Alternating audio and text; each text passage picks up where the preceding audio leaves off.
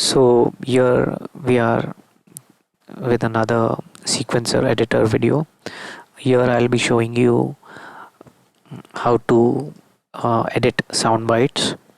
So the selection will be start.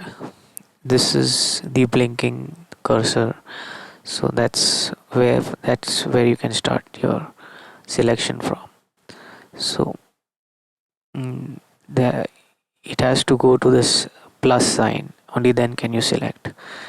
If you click when this arrow is there, you will move the soundbite.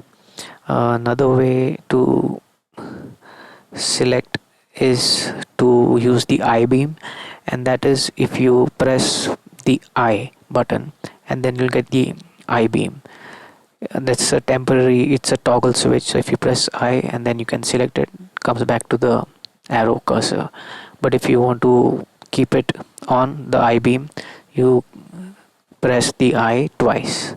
So then this stays, and then you can have the I beam and then select and make the edits. The edits will work according to the snap grid. If you want to not use the snap grid, you use the command button, and then you can select the area as you wish without the grid. So you press the command button and select. Will be that will be without the snap.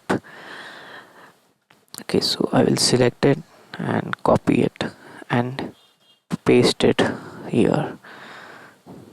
So I go and click the empty region and click Apple V.